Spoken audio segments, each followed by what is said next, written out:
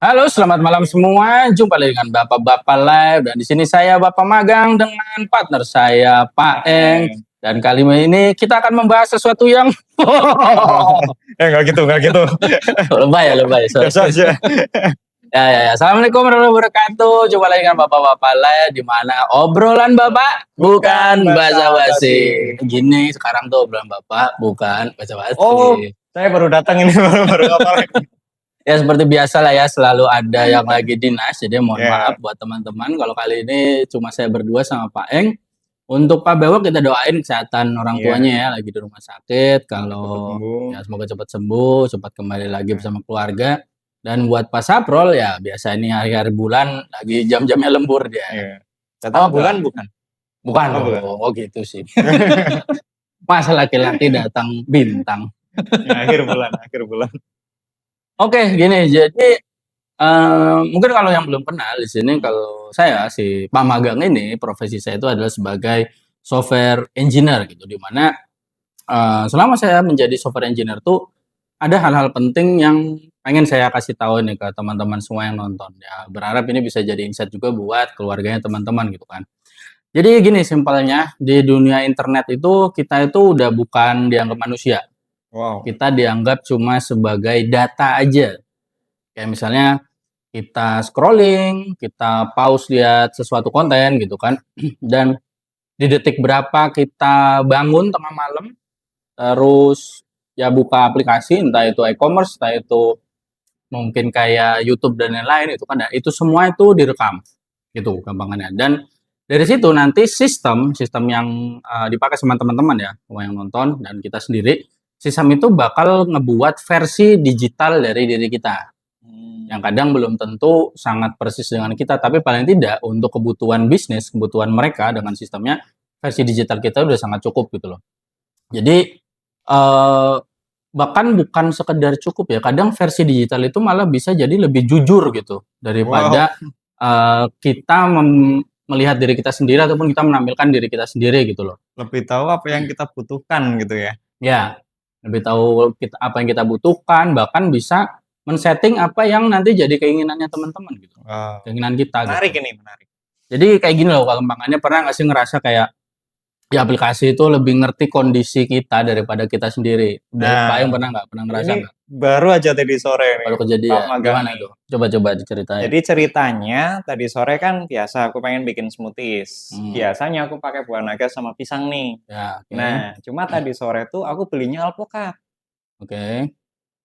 Karena beli alpukat di toko buah, terus aku pulang kan. Tiba-tiba di toko oren waktu aku scroll, kenapa keluar alpukat produknya? Ya itu seperti bisa itu kayak gitu ya. Ya itu yang tadi saya bilang, dimana kita tuh udah bukan sebagai manusia lagi, kita cuma data dan semua aktivitas kita tuh di-track. Mungkin kalau kasusnya kayak Pak Eng tadi mungkin belum cari buah itu di e-commerce gitu kan. Nah, nggak pernah cari di toko oren. Betul. Baru beli di beli nyata kan, beli di toko beneran. Tapi di aplikasi menawarkan buah itu ya kan. Ya, bisa gitu Pak. Nah, itu di situ handphonenya apa yang lagi dipakai? Yang iPhone apa yang Android? Yang Android. Oke. Sebenarnya gini, kalau kita kayak pakai apapun itu bangsanya smart device ya, TV smart kita gitu kan, smart TV, terus HP ya itu tadi ya, smartphone gitu kan. Sebenarnya itu semua kita di-track gitu loh. Gimana tuh? Maksudnya di-track itu mulai dari percakapan, mulai dari percakapan. Dan terutama ya kalau kita masuk dalam aplikasi tadi yang seperti saya bilang, kapan kita scrolling, kapan kita berhenti di suatu feed, entah itu konten di media sosial ataupun suatu produk di di e-commerce, itu tuh dilihat gitu loh, kayak ada perbedaan kalau lihat ini berapa detik, yang ini dia skip, itu direkam semua gitu loh. Nah, kalau misalnya kita pakai iPhone itu kan kita bisa minta tuh untuk ketika kita install aplikasi, itu kan kita bisa ditanya tuh apakah kita mengizinkan aplikasi buat nge-track atau enggak. Nah, itu jadi salah satu opsi keamanan nih kenapa mulai banyak orang sekarang lebih cenderung pakai yang iOS gitu di iPhone gitu. Kalau di Android setahu nggak ada permintaan itu, nggak ada perizinan itu. Kita langsung aja gitu. Kayak kita pakai ya itu dikasih buat nge-track. Kalau sepahamku di iPhone kita dikasih pertanyaan itu kan. Kita diminta untuk bisa kita bisa di-track atau enggak dengan aplikasi ini gitu loh. Nah, kalau di Android biasanya langsung auto ter-tracking tadi gitu loh. Gampangannya sih seperti itulah ya teman-teman ya. Berarti ada ngerinya, tapi ada juga enaknya ya? Iya, karena memang mau bagaimanapun kita tergantung sama teknologi ini kan. Teknologi Iya. ini kebetulan kita pakai bukan handphonenya ya. Kalau handphonenya itu kan device-nya gitu. Mungkin itu tetap bayar, tapi kan Android-nya itu loh. Android-nya. Android dan segala OS-nya yang lain, terus sistemnya itu kita pakai gratis gitu loh. Aplikasinya kita pakai gratis. Dan kita ketergantungan sama itu. Mau nggak mau ya kan. Dan akhirnya ya betul. salah satu yang dimanfaatkan yaitu tadi kita sebagai data seperti itu. Jadi ya memang kita menjual kemudahan hidup dengan teknologi itu dengan itu tadi data-data kita. Kira-kira sih kayak gitu. Wah. Jadi gitulah ya untuk pembukaannya kira-kira seperti itu. Nah, kalau sekarang tuh saya bakal jelasin dan kita bakal obrolin dan saya juga berharap ya teman-teman kalau misalnya ada yang penasaran dengan ini curhat-curhat aja nanti di komentar itu kan. Jadi gini, gimana sih kita bisa jadi data seperti yang saya bilang tadi gitu kan. Ya bayangin lah kalau misalnya kita sendiri, pasangan kita atau kita punya anak gitu yang udah main HP, apalagi mungkin udah remaja gitu ya, udah aktif bersosial media dan bahkan udah bisa belanja di e-commerce gitu kan. Misalnya kebangun gitu jam apa ya, jam 2 pagi misalnya, dini hari gitu, terus buka HP langsung scrolling TikTok misalnya gitu kan, langsung scrolling TikTok gitu kan. Nah, sistem itu bahkan nggak perlu tahu siapa dia gitu. Jadi nggak perlu tahu ini namanya siapa itu kan, tapi sistem itu akan tahu, oh jam segini, apalagi kalau itu pola yang sering ya, pola yang sering misalnya tengah malam buka handphone, itu sistem kita nih, saya soalnya sebagai back end engineer itu kita akan log event itu. Kita akan catat, oh dia ini, user ini nggak bisa tidur jam sekian. Nanti kita lihat nggak bisa tidurnya ngapain nih dia, baru nanti kita kasih ya hal-hal yang sesuai dengan emosionalnya saat itu. Entah kalau misalnya dia itu lagi bukanya aplikasi yang kayak tonton-tontonan ya kita akan coba rekomendasikan film, tapi kalau misalnya barang yang dia cari ya kita bisa lihat oh jam segini dia nyarinya barang apa, mungkin nanti kita kasih oh diskon tengah malam, bisa kayak gitu loh. Jadi itu hasil dari pencatatan setiap event itu tadi gitu kan. Jadi ya misalnya kayak kita bapak-bapak nih jam 2 pagi itu kan kebangun, tapi biasanya bukan insomnia gitu kan, pikiran cicilan mungkin. Cicilan yang mana? Ya tahu itu tadi lah misalnya pasangan kita atau keluarga kita, anak kita gitu kan, dia berhenti cukup lama kayak misalnya lebih dari 2 sampai 3 detik, 4 detik gitu dia berhenti di suatu feed tentang misalnya body image gitu kan. Nah, itu sistem langsung nangkap itu, oh mungkin dia lagi insecure dengan keadaan tubuhnya atau kesehatannya, berarti nanti rekomendasi akan menjalankan ke kayak misalnya iklan-iklan fitness, iklan-iklan obat pelangsing lah, iklan-iklan ya apapun yang terkait dengan body tadi, kayak yang laki mungkin dikasih supaya jadi gym bro banget, ya gitu-gitu gitu loh. Ya kalau misalnya bapak-bapak gitu mungkin kita ini bapak-bapak mungkin kita berhenti lama tuh lebih ke anu kali ya, kalau bapak-bapak mungkin bukan ngeliatin sesuatu ya, tapi kepikiran ya ini kapan sih gratis ongkir gitu. Jadi intinya bukan cuma apa yang diklik, tapi kayak berapa lama kita mikir, berapa lama kita berhenti di suatu feed, itu tetap jadi suatu log event gitu loh. Catatan kegiatan, catatan kejadian yang bakal dicatat ke dalam sistem. Dan itu ya dilakukan software engineer seperti saya gitu loh. Jadi bayangannya mungkin misalnya diriku di dunia digital dikasih nama A misalnya. Ya kan pasti tetap ada suatu identifier yang unik untuk seorang user kan. Nah itu kita nggak perlu tahu namanya siapa. Iya. Misalnya kita sebut di dunia digital itu si A. Si A. Nah, si A ini jam 2 pagi melihat konten ini, itu dikunci eventnya, di log event itu. Log itu maksudnya dicatat. Oh, log. LOG. LOG, bukan LOCK ya? Log. Dicatat. Jadi setiap event kita log, setiap dia berapa lama berhenti di suatu konten kita log, apa yang diklik kita log, kayak begitu. Itu akan digunakan untuk memberi, ya pertama jelas itu jadi fingerprint digitalnya dulu. Apa tuh? Ya gampang, ya kayak kita fingerprint kan, ya itu jadi versinya. Absen. Enggak kayak cetak diri kita gitu loh. Cetak kan, diri. Kalau fingerprint kan itu kan hal yang unik punya kita gitu kan. Ya ibaratnya kayak gitu. Jadi oh user ini tuh dia tuh bisa kita baca dengan itu tadi, dengan kegiatannya gitu loh. Dengan apa yang dilakukan seperti itu. Seseram itu malah. Behavior itu tadi. Iya itu tadi. Itu namanya behavior. Jadi proses pertama untuk sebuah gampangnya ya itu namanya algoritma rekomendasi. Nah proses pertama untuk membuat suatu algoritma rekomendasi itu dimulai dari data behavior dulu. Jadi gimana kita jadi data dari situ, dari behaviornya. Dan apa ya? Itu tadi ya kayak fingerprint kita kan unik, sama fingerprint digital kita juga jadi unik gitu loh. Ya gampangannya gini jadinya, jadi apa? Jadi hal yang bisa diskusikan ya. Kalau data kita atau bahkan kita punya keluarga, kita punya pasangan, kita punya anak nih, anak lagi gitu kan, bisa dibaca sedetail itu gitu loh. Apa nggak jadi kepikiran nggak sih, jadi overthinking nggak sih kayak ini nggak lebih intim dari nih kita nggak lebih intim dari sistem ini nih untuk mengenal keluarga kita, anak-anak kita gitu kan, ya nggak sih? Sistemnya lebih mengenal keluarga kita daripada kita gitu ya. Dan dalam versi yang itu tadi, yang kemungkinan itu sangat mungkin itu lebih jujur gitu loh. Ya kan? Iya. Karena berbasis data tadi ya. Iya, berbasis behavior, bukan berbasis data sih, datanya itu hasil behavior. Ya. Dari behaviornya itu. Nangkep. Ada yang mau ditanggapin nggak dari situ? Ada yang mau ditanyain nggak dari situ? Nah, ini aku pernah kemarin cerita sama beberapa temen gitu. Kalau yang terjadi gini Pak Magang, aku pernah coba untuk 3 hari itu TikTokan. Dulu aku nggak suka TikTok, kemudian aku mau coba untuk memahami anak-anak didikku kenapa sih mereka main TikTok gitu. Akhirnya aku install lagi TikTok. 3 hari itu aku ngerasa kayak gini, pulang kerja sekitar jam 3 sampai jam 4 itu dikasih tontonan yang lucu-lucu. Kayak ya, jadi ada gitu-gitu lah ya. momennya. Momen gitu-gitu. Tapi nanti habis maghrib itu kayak dikasih yang kayak mikir-mikir. Ya. Nah, itu kayak mikir apa ya, sebagai bapak atau sebagai guru atau sebagai kepala keluarga, kayak dikasih konten-konten yang mikir lah. Tentang hidup, tentang apapun gitu. Terus nanti jam malam sekitar jam 11 itu dikasih konten-konten yang sedih gitu. Yang tentang mungkin orang tua kita. Yang bikin melo. Yang melo-melo. Sampai sempat aku di 1 hari itu bener-bener nangis sih lihat TikTok. Nah, ini aku juga cerita ke anak-anak, pernah nggak kalian nangis kalau malam nonton TikTok? Ternyata mereka juga pernah gitu. Siapa yang pernah? Acung semua tuh. Nah, itu fenomena apa itu Pak Magang?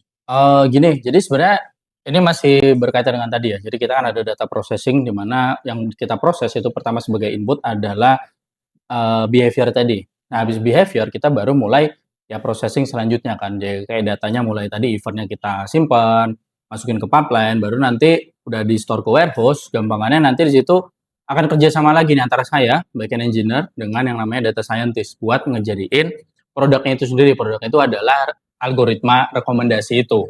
Nah, dalam algoritma rekomendasi ini kadang kan kita juga nggak tahu apa ya.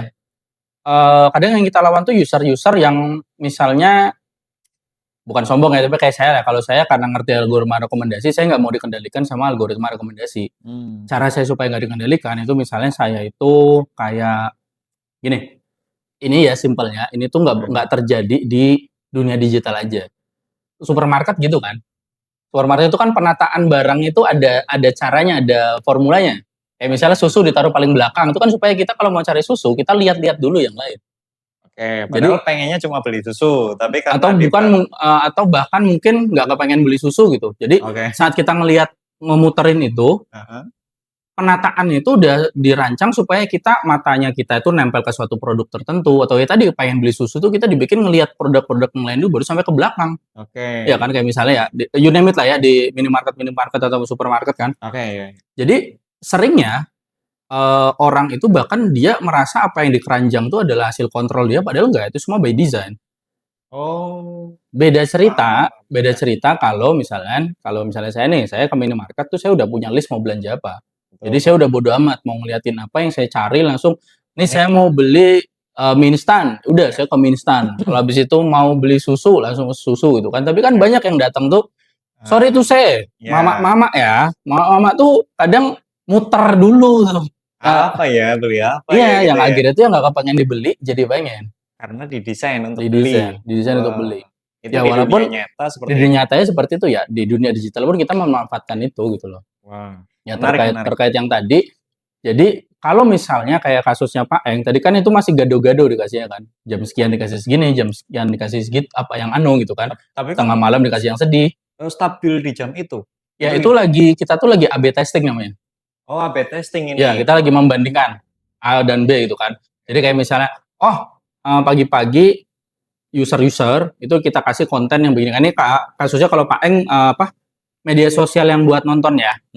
Bukan kayak e-commerce dan lain-lain ya. Jadi sistem yang buat ya kayak tadi kayak TikTok dan lain-lain itu kan ya. Contohnya tadi TikTok. Kita tuh ngelakuin yang namanya AB testing. Jadi misalnya tadi pagi kita kasih konten A. Nah, terus tapi itu kita AB testingnya gini. Jadi kayak 50% dari user itu kita kasih konten A di jam sekian. 50% ya kita kasih konten B. Nanti lihat mana yang paling banyak. Kalau yang paling banyak yang A, ya udah berarti selanjutnya akan lebih diarahkan ke yang A. Ya itu yang terjadi di Pak Eng tadi, kita lagi AB testing.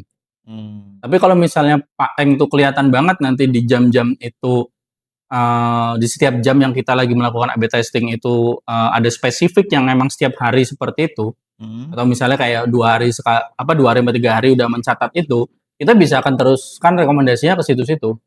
Iya. Ke yang sama itu. Nah, iya benar. Dan itu sebenarnya berbahaya, itu ada konsekuensinya. Wah. Untuk sebagai user ya. Konsekuensinya itu konsekuensi sosial justru.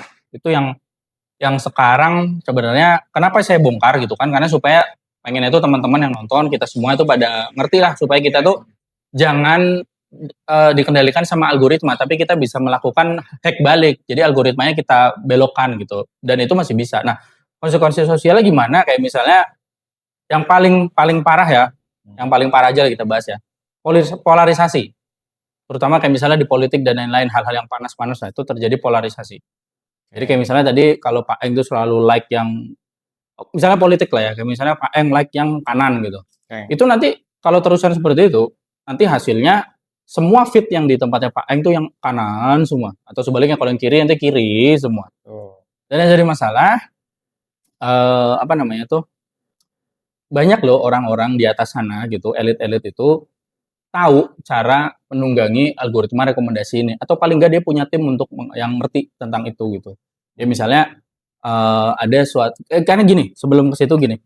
Sebenarnya algoritma rekomendasi itu lebih ke arah apa yang kita selera kita gitu, apa yang kita pengen. Bukan apa yang bikin kita mikir, bukan apa yang bikin kita belajar, lebih ke yang kita pengen aja. Nah, kalau ada yang mengerti itu, jadi maksudnya apa yang kita pengen tuh jadi lebih menyentuh ke emosional kita loh. Ya kayak tadi kan, dengar lihat ini cenderung nangis gitu kan, cenderung terbawa suasana, ya lebih ke arah emosional kita. Nah, kalau ada yang mengerti itu, kayak misalnya ada suatu isu A gitu. Isu A ini rame, dan isu A ini harusnya jadi fokus masyarakat untuk untuk fokus ke sini terus loh, untuk atensinya harusnya ke situ, dan kita harusnya fokus di situ supaya ada suatu hal yang mungkin harusnya dilakukan dengan isu ini. Tapi nanti akan ada aja seseorang yang tiba-tiba bikin isu B, di mana isu B ini lebih nyentuh emosional lagi. Nah, yang jadi masalah, isu B ini bukan sekedar nanti kita pindah ke isu B, enggak. Tapi di isu B ini juga dibuat sesuatu yang ada polarisasinya. Akan menimbulkan orang beda kutub lagi nih. Ada yang beda kubu. Ada yang kubu B di isu B. Akhirnya berantem. Yang ini lupa. Nah, itulah yang masalah konsekuensi sosial yang paling parah dari kalau kita nggak berpikir ketika menggunakan media sosial gitu kan, terlalu ngikutin apa yang jadi rekomendasi, ya algoritma rekomendasi itu bisa dimanfaatkan untuk hal seperti itu. Ya itu salah satunya polarisasi, terutama di hal-hal yang kayak politik dan lain-lain gitu, yang panas-panas gitulah. Nah, itu konsekuensi yang cukup ya mengerikan lah gitu loh. Karena banyak masyarakat yang terpengaruh di situ gitu. Nah, untuk teknis menghentikan kayak gitu tuh gimana tuh Pak Magang? Maksudnya misalnya aku tadi kanan ya ceritanya, aku suka politik yang di kanan nih. Nah, biar aku nggak terlalu ke kanan itu teknisnya gimana? Oke, jadi gini, kalau tadi pakai kan kasusnya media sosial ya. Sebenarnya ini bisa diterapin kemana-mana lah. Yang paling pertama tuh jangan auto gitu loh. Gunakan fitur-fitur yang manual, kayak ada search bar, itu dipakai. Cari. Iya. Jadi kayak kalau mau buka sosmed atau buka e-commerce, itu benar kita tuh mau buka untuk apa? Bukan sekedar doom scrolling. Istilahnya itu kalau istilah teknisnya itu doom scrolling. Scroll tanpa batas saja lah, lihat nanti yang cocok like, yang nggak like di skip. itu kan jadi kecatat loh anunya, apa namanya ya, versi digital kita itu tadi itu yang akan di tracking gitu. Tapi kalau kita emang misalnya buka YouTube lagi pengen belajar A gitu, misalnya tutorial untuk merawat tanaman hias gitu, yang padahal tadi kita sering lihat politik, scrolling politik, tiba-tiba kita ada algoritmanya akan bingung di situ. Ini dia orang lagi seneng tanaman hias nih, udahlah kasih yang influencer tanaman hias dulu, tapi besoknya kita ganti gitu. Jadi gunakan fitur-fitur manual, termasuk ketika kita mau cari barang. Oke, ini daging nih teman-teman. Aku juga mungkin dulu ngerasanya gini.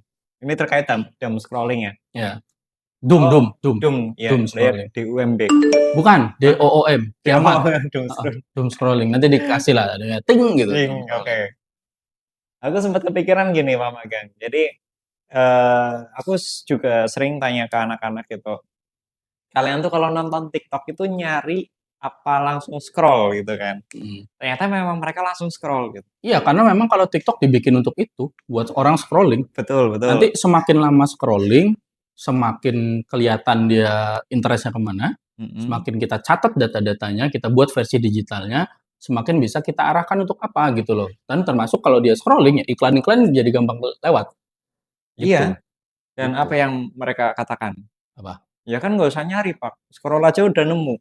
Ya. Nah gitu tuh. Wah aku jadi kayak. Ya itu perlu diajarin. Jadi gunakan fitur-fitur manual itu yang pertama gitu. Kalau yang kedua, gampangannya puasa. Ada yang namanya istilahnya ya apa sih, konten fasting lah, puasa konten. Puasa konten tuh ya kayak tadi, kita mulai bikin konten kita tuh gado-gado.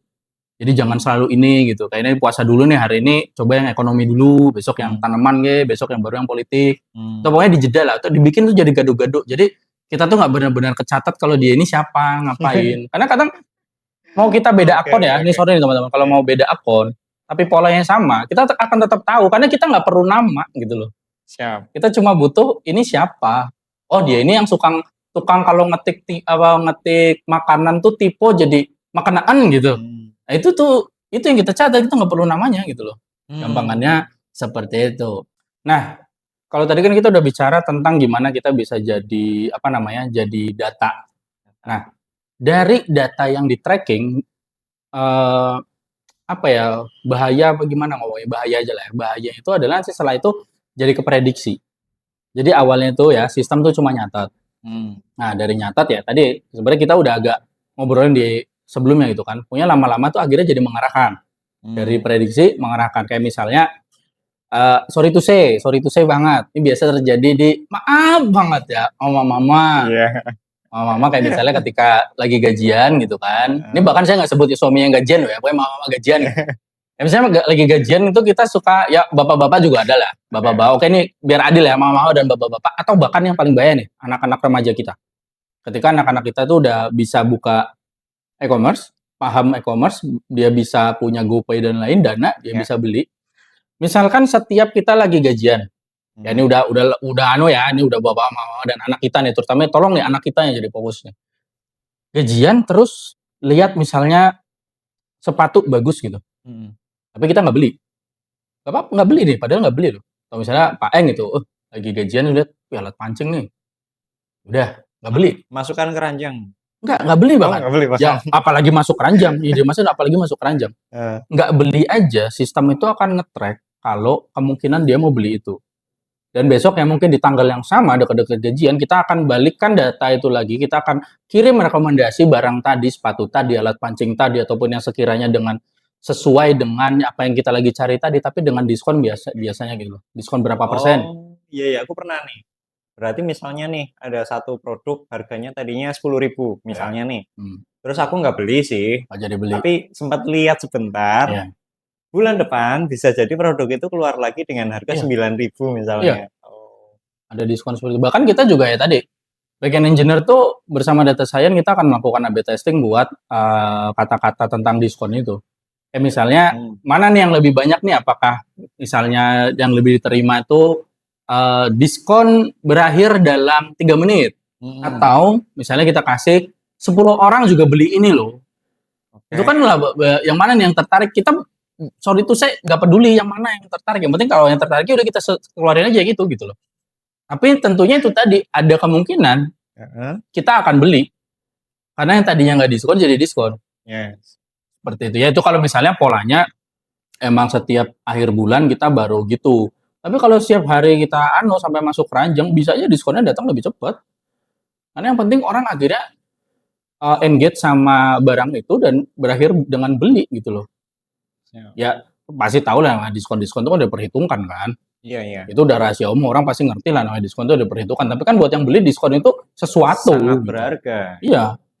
Ya misalnya ya tadi lah kayak bapak-bapak mungkin bukan sepatu atau apa ya, alat pancing atau biasanya mungkin yang jadi masalah itu bahkan misalnya gini, ketika kita udah punya barang tapi karena diskon itu kita jadi fluktuatif beli gitu. Kayak misalnya kalau terjadi di bapak-bapak tuh misalnya udah punya set obeng tipe ini gitu kan, Iya. udah ada tapi ada yang diskon beli lagi. Ya gitu, Karena itu jebakannya gitu. lebih murah nih daripada kemarin. Mumpung ada diskon nih, Iya. kalau yang ini ada gantinya, ya gitu. Padahal ya, penjualnya juga udah untung dengan harga segitu gitu. Seperti itulah gitu. Oke. Ya pokoknya apalagi kalau masuk keranjang ya, kalau masuk keranjang tuh lebih tercatat lagi. Oh sampai masuk keranjang berarti dia pengen banget ya sama barang ini. Siap. Seperti itu gitu. Nah, masukkan keranjang dulu. Jadi gini, intinya sekarang di situ udah bukan apalagi yang kita lakukan, tapi lebih ke apa yang bisa bikin kamu melakukan gitu loh. Setelah tadi kita tracking, akhirnya sampai ke prediksi, kita memprediksi kemungkinan orang ini akan ngapain gitu kan. Jadi udah bukan apalagi yang mau dilakukan nih.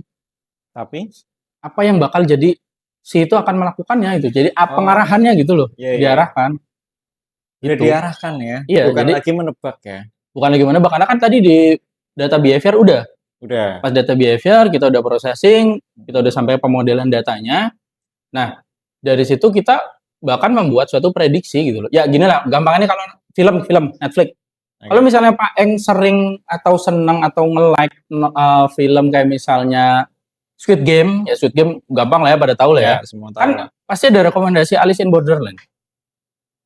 Setipe filmnya gitu loh. Jadi kayak kita senang sama A, nanti direkomendasiin lah hal B, C, D, tapi yang mirip sama A. Ya gitu-gitu kan jadi kita memprediksi. Ya kalau barang, yang lebih ngeri tadi kalau barang tuh ketika kita nggak beli, kita akan prediksi dia mau beli itu. Ya kita bikin dia supaya mau beli itu. Jadi ketika kita ataupun keluarga kita, pasangan kita, apalagi soal anak-anak remaja kita ya, dan dia itu beli barang tanpa sadar, itu memang beneran tanpa sadar. Karena itu semua by design gitu loh. Jadi apakah itu jadi masih pilihan mereka gitu kan? Padahal ya itu tadi sebenarnya semua udah by design. Mengerikan nggak? Mengerikan dan mind blowing sih ini. Kayak kita nggak sadar kalau kita tuh benar-benar diarahin. Iya, disuruh beli. Disuruh beli. Diperintah buat beli, tapi kita ngerasa itu pilihan kita yang beli. Kita ngerasa itu pilihan kita, padahal itu ya sistem yang merencanakan. Atau nanti pas sudah overthinking baru ngapain tadi beli ini ya? Ya udah kejadian tuh kan? Karena udah diarahkan. Kira-kira seperti itu. Dan bahkan gini ya, sering banget, sorry itu saya gitu ya, kebanyakan yang pada umuran sekitar bahkan ya, 30-an gitu, apalagi ke atas, itu sering banget menyempelekan dengan kayak, ya tenang kok aku nggak naruh nama kok, aku pakai second account kok gitu loh. Atau ya itu tadi pokoknya nggak ngasih data-data keseluruhan dari dirinya. Jadi kayak merasa itu anonim gitu loh ya, padahal anonim itu ya cuma apa ya bilangnya itu cuma ilusi aja gitu. Seperti tadi saya udah sebut, kita nggak butuh data diri kalian gitu. Kita nggak butuh nama, nggak butuh tempat tinggal ya. Kalau nanti sampai itu dimasukin ya bagus gitu loh. Kayak misalnya e-commerce kan pasti tetap butuh ada data alamat karena mau kirim barang gitu kan. Tapi kalau kayak di media-media sosial yang bentuknya emang kayak buat nonton, buat apa itu kayak TikTok ataupun YouTube itu kayak alamat kita nggak penting-penting banget loh. Tapi nama itu kita juga nggak penting. Kita cuma butuh tahu rekam digital kalian gitu loh. Rekam digital kita semua kayak kegiatannya. Misal akun dengan email bukan nama asli kita, akunnya juga bukan nama kita, itu tuh nggak penting bagi. Nggak penting. Ya berat tadi ya udah kesebut misalnya kita punya second account, terus kita buka di second account. Bisa loh itu sama rekomendasinya. Karena kita ngelihat polanya. Jadi yang kita lihat itu ya pertama kayak tadi pola tidur. Ini jam tidur jam berapa dia bangun, berapa lama dia buka di jam tertentu, ritme browsingnya, sama ya cara tipe itu juga itu ketrack ya. Juga ketrack. Kayak misalnya Pak Eng dengan 2 akunnya, satu nulis saat misalnya dua akun ini sama-sama kalau ngetik makan tuh selalu typo jadi MAKN gitu. Ya kita bisa, oh ini user yang ini juga nih. Gitu. Karena kan kita nggak perlu bener-bener tahu ini siapa. Yang penting kita memprediksi aja, oh ini dia ini, anunya behaviornya seperti itu ya. Intinya tuh semua tuh unik. Mulai dari tadi ya kayak jam tidur dan lain-lain, ritme browsing, typonya kita gitu kan. Itu semua unik dan itu cukup buat ngenalin kita. Buat ngenalin polanya ini siapa dan dia harusnya kita rekomendasikan apa gitu loh. Jadi ya ini pokoknya kalau misalnya tadi Pak Eng sering tipu gitu kan, ya sistem tuh udah tahu ini sih bapak-bapak anu nih yang nggak beli-beli kacamata misalnya kayak gitu, kita bisa melabelin kayak gitu loh. Atau misalnya ada orang galau, kita lihat oh ini dia remaja gitu kan, terus jam sekian dini hari gitu dia kebangun, terus dia lihat konten-konten galau gitu kan, ya kita tinggal labeling aja, oh ini ada nih masuk dalam kelompok night set boy gitu. Gitu kan data itu pasti di labeling gitu supaya nanti kita gampang mengelompokkannya gitu kan. Ya itu tadi intinya yang kita butuhkan tuh cuma pola bukan identitas. Jadi kalau merasa itu anonim ya nggak peduli sih gitu. Anonim itu ilusi aja gitu. Jadi gini, masih relevan nggak sih ya kalau kita bilang anak kita, terutama anak kita ya, mungkin yang punya anak remaja gitu, atau ke pasangan kita, ini ke keluarga kita lah, gitu. Kayak jangan sebar nama asli biar aman gitu, atau ya sebenarnya ya itu tadi pola itu udah cukup untuk mengenali ini siapa. Gitu. Ya, misalnya kayak tadi nggak pakai nama asli itu ya salah satu cara untuk nggak aman lah ya.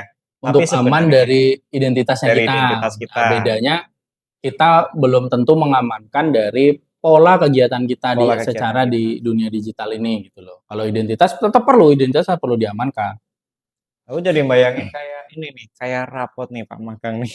Rapot. Jadi kita tuh kayak punya rapot digital gitu. Iya kan? Punya rapot digital. Makanya tadi saya bilang itu kayak fingerprint digital kita gitu loh. Oh, iya. Atau footprint lah, jejak moyang gitu. Siap. Jadi ada rapotnya ini siapa, kegiatannya apa, ngapain, jam berapa dia kebangun, jam berapa dia baru tidur. Nah, itu yang kita catat di pola-pola apa sih ritme dia dalam browsing itu, entah itu bermedia sosial atau lagi buka-buka e-commerce. Seperti itu sih kira-kira. Nah, sekarang itu ini nih yang jadi timbul pertanyaan penting ya. Buat kita semua lah ya, bahkan saya gitu kan yang memang software engineer gitu loh. Pertanyaan pentingnya adalah gini. Kita nih sebagai orang tua, teman-teman semua yang sebagai bapak, sebagai mama-mama gitu kan. Harus gimana, ya kan? Iya, itu nggak sih ada pertanyaan kan? Kalau kita aja datanya udah masuk sana, anak-anak kita, keluarga kita gimana tuh? Ya, apalagi kayak Pak Eng jadi guru gitu kan dengan murid-muridnya.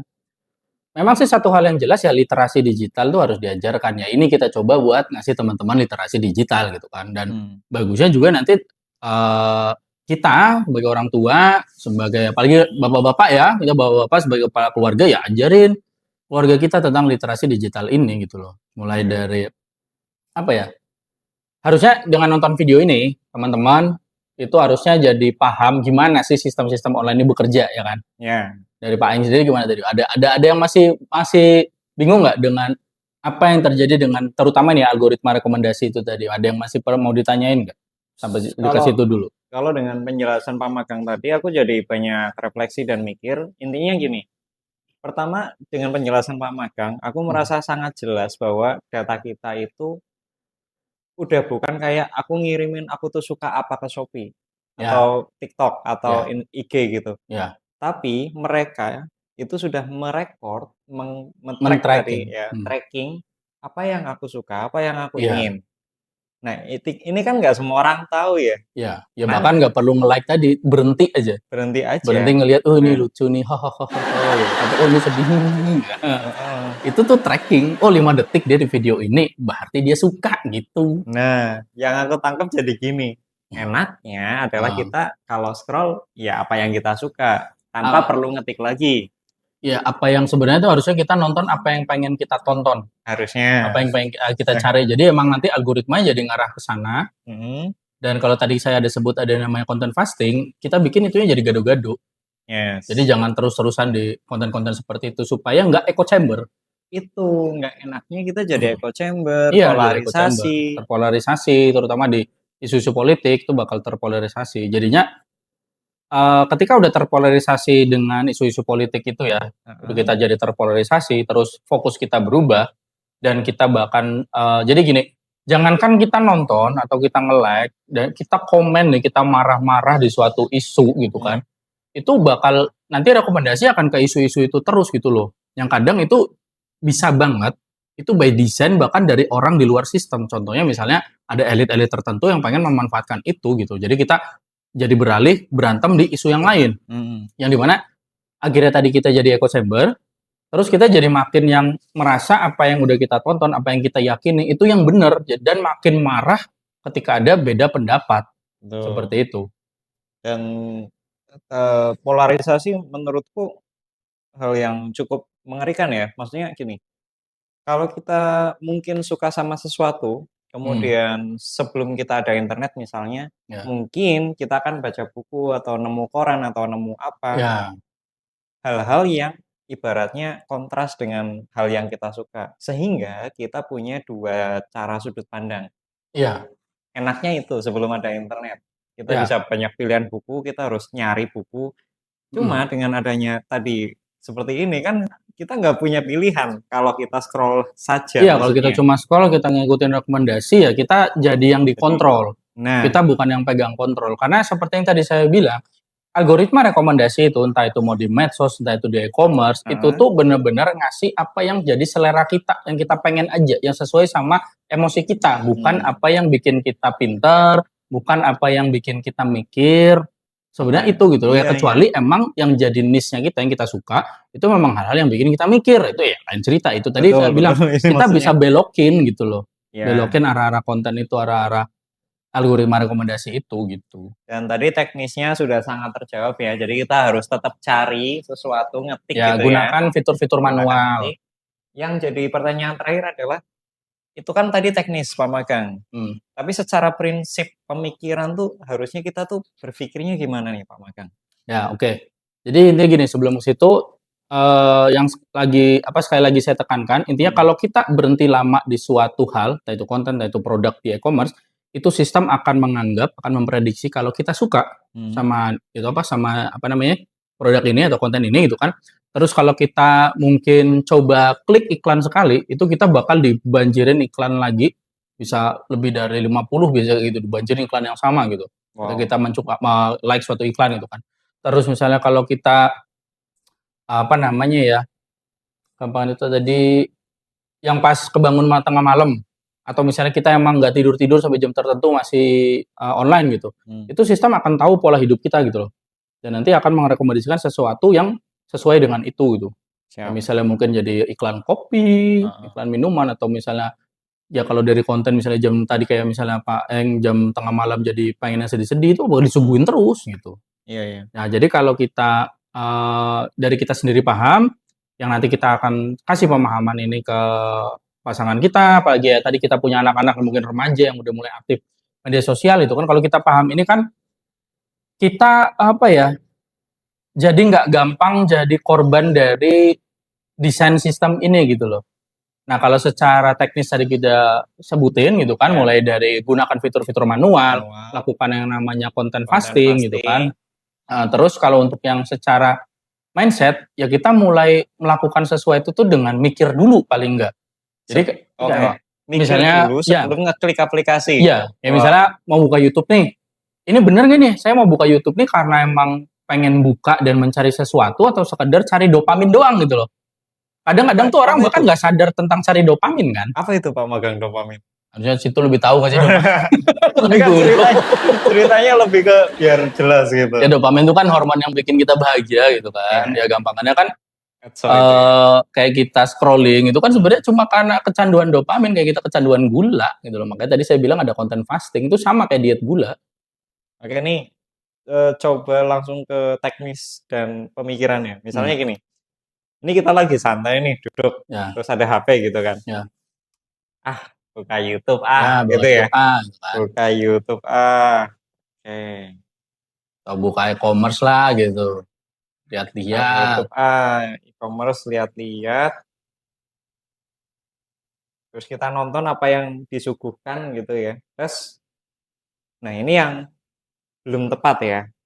Ya. Secara pemikiran belum tepat. Ya kalau seperti itu tadi kan, jadi akhirnya kita ngelihat konten-konten tuh, bagus, scroll, oh enggak, ini skip, langsung skip, nanti nonton lagi, ketawa, dan nonton lagi. Yang pertama kontennya siapa nih? Konten saya, itu bagus itu. Ini bagus ya?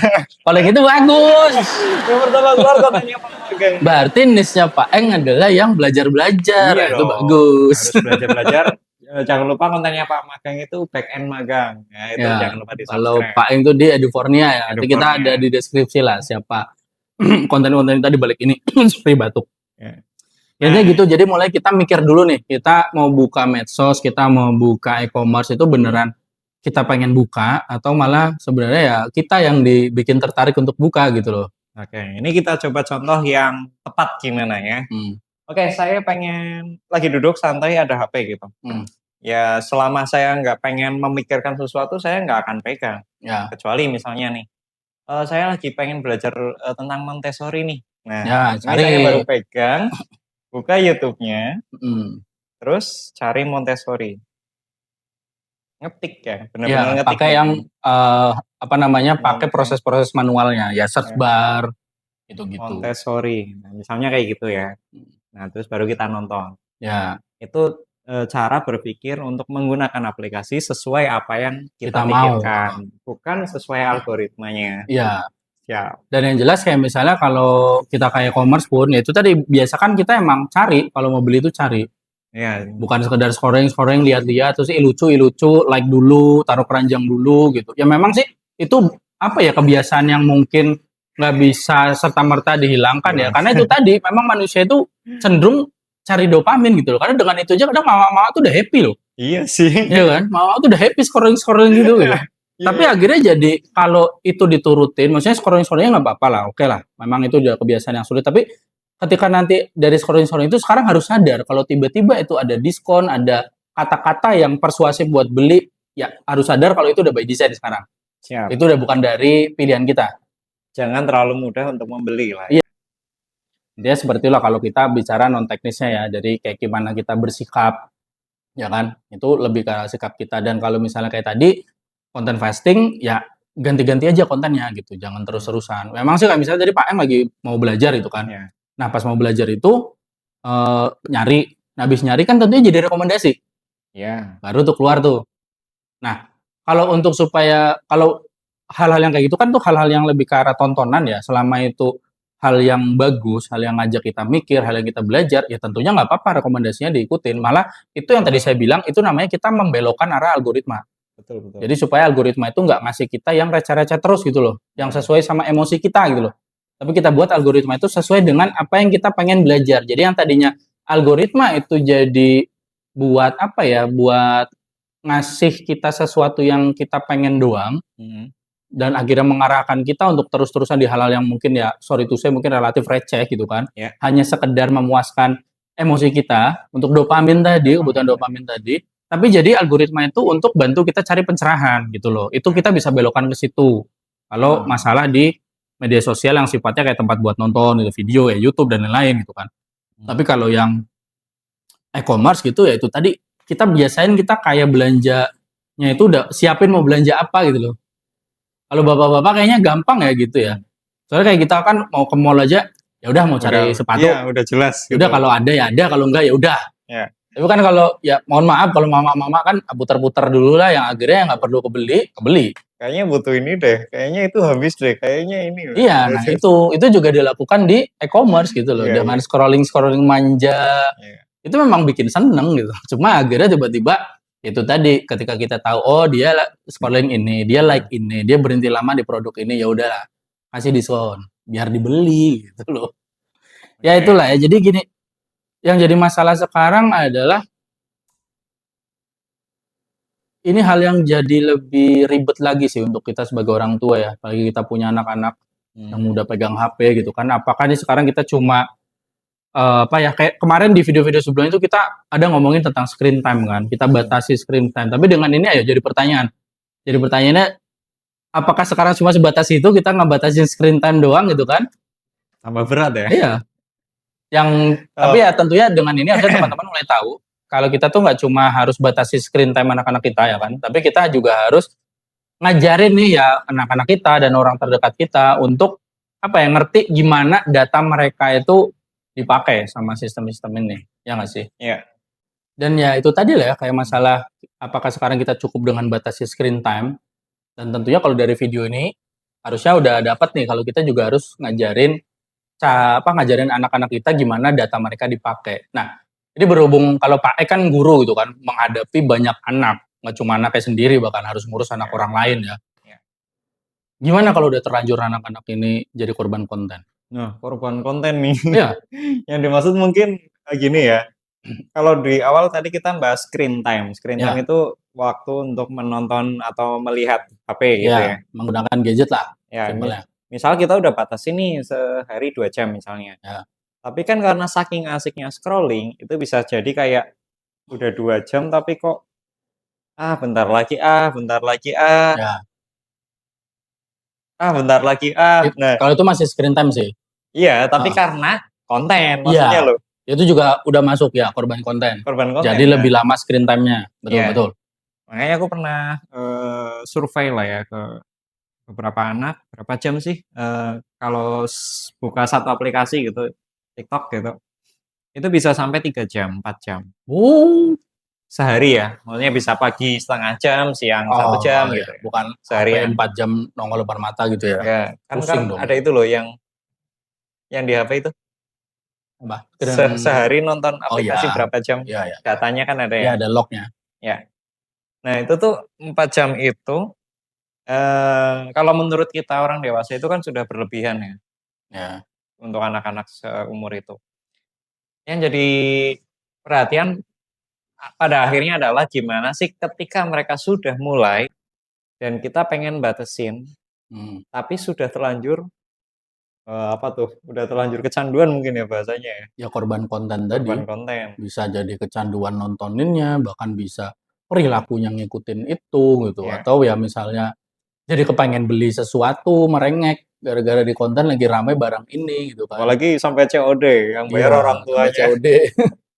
Makanya sebenarnya gini, untuk nggak tahu lah ya, ini sharing-sharing aja ya. Sebenarnya sebagai guru, aku tuh pengen banget kayak ayolah ada satu event sekolah untuk kita bahas literasi digital ini. Ya. Jadi alih-alih kita bilang jangan nonton HP lebih dari 4 jam, menurut saya itu lebih baik kita benar-benar duduk, ayo kita bahas apa sih literasi digital, seberapa banyak jam yang harus kita atur dan sebagainya itu melalui forum diskusi. Ya. Jadi bukan lagi menasehati gitu loh, tapi diskusi. Misalnya. Berarti bawa orang tua juga gitu ya? Iya. Iya. Karena ada satu kesempatan gini teman-teman, mungkin karena kemarin aku juga baru melakukannya gitu ya. Jadi kita sempat sebelum di kelas ini, sebelum tahun ini, anak-anak kan tak survei nih sebelum pembelajaranku dimulai di tahun ini maksudnya. Ya tadi 4 jam.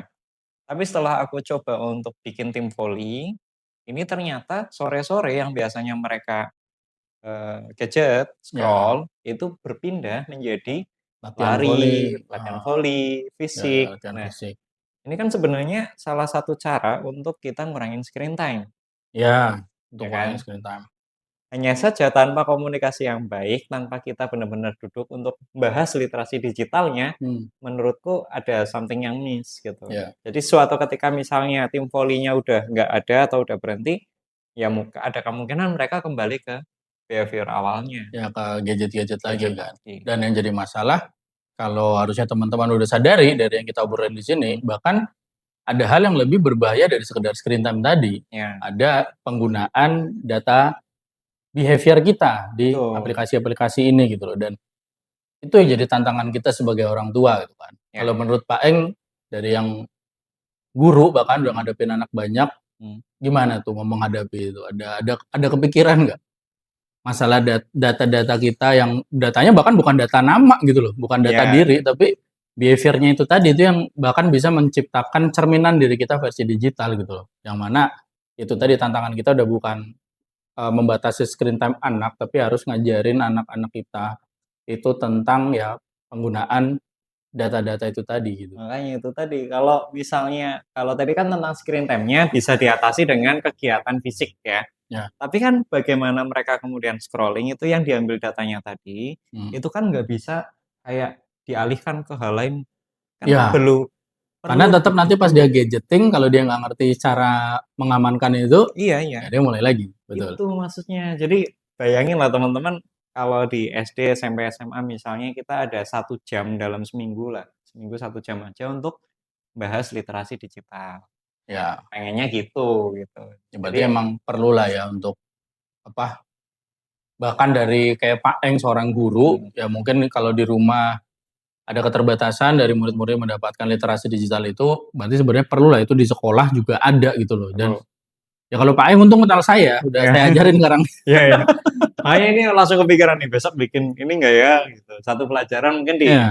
dimasukkan ke matematika atau dimasukkan ke bahasa Iya, Indonesia. bisa disisip-sisipin. Kita Gitu. sisipkan. Jadi matematikanya misalnya FPP KPK. Ya, Nanti dimasukin hubungannya apa sih sama digital gitu loh. ya bisa.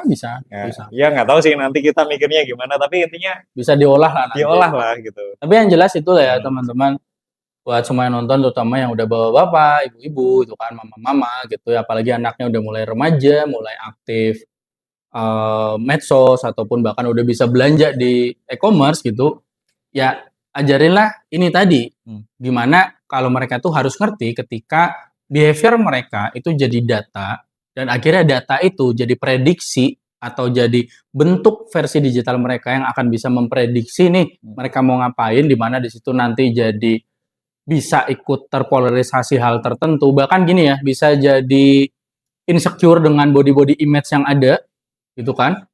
Terus juga bisa jadi belanja yang nggak disadarin gitu loh, benar-benar kayaknya terpengaruh untuk belanja yang padahal mungkin belum perlu-perlu banget. Ya jadi diajarkanlah literasi digital tentang gimana sih data-data kita itu dipakai gitu loh. Jadi ya intinya di sini yang perlu teman-teman sadar, kita semua sadar, di aplikasi ini sebenarnya kita bukan user, kita justru produk dari algoritma rekomendasi ini. Seserem itu ya, kita produknya loh.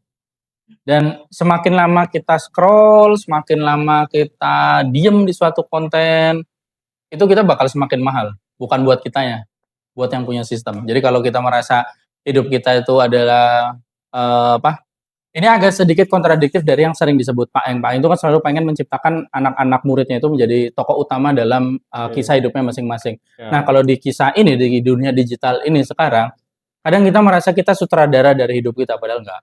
Wow. Bahkan sorry to say, Menyakitkan ya ternyata ya. sorry to say, kita cuma figuran. Kita cuma figuran di mana skripnya itu ditulis oleh software engineer kayak saya. Tapi yang merintah untuk nulis skripnya seperti apa itu adalah yang punya sistem. Jadi sutradaranya adalah mereka yang punya sistem-sistem besar ini gitu. Nah kita, apakah kita cuma mau jadi figuran atau kita jadi pemeran utama di situ? Atau kita bahkan mau naik jadi sutradara, dalam arti kita harus punya kendali kontrolnya gitu, punya kendali dalam diri kita sendiri dalam menggunakan ya aplikasi-aplikasi tadi ya, bagaimana kita berselancar di dunia digital lah, dia seperti itu nggak sih? Berarti jadi penting ya untuk membuat keputusan itu, skill yang penting. Iya, itu penting banget. Jadi emang kita tuh harus ya kayak belanja itu tadi, ya kita harus bawa list apa yang kita mau belanjakan, bukan dikontrol sama apa yang ditampilkan di etalase. Seperti itu. Jadi ya apa ya, sebagai kita orang tua gitu kan, untuk ke pasangan kita, ke keluarga kita, apalagi ke anak-anak kita gitu kan ya, itulah yang harus kita kasih tahu sekarang, gimana data-data kita itu menjadi versi diri kita di dunia digital tadi, yang dimana itu akan dipergunakan untuk algoritma rekomendasi. Intinya seperti itu. Jadi mungkin ini bisa jadi diskusi buat kita semua, menurut teman-teman yang nonton, apa sih langkah realistis nih yang bisa kita lakukan gitu biar anak-anak kita terutama nih, bahkan kita juga ya, nggak sekedar cuma jadi produk dari algoritma itu. Nah itu bisa kita diskusikan di komentar. Jadi kalau teman-teman mungkin ada yang merasa seperti itu, entah pasangannya seperti itu, entah dirinya sendiri seperti itu, apalagi anak-anaknya itu kan, kembali lagi kita yang paling kita pikirkan anak-anak gitu kan. Ya curhat-curhat di komentar, kita bakal diskusi di situ. Jadi kira-kira ya begitulah episode malam ini ya, dan support terus dan bertumbuh terus bersama kami di Bapak-Bapak Live. Jadi kira-kira seperti itu aja. Mungkin kalau ada topik yang pengen dibicarakan, bisa curhat-curhat juga di komentar ya. Komen pengen ada topik yang dibicarakan.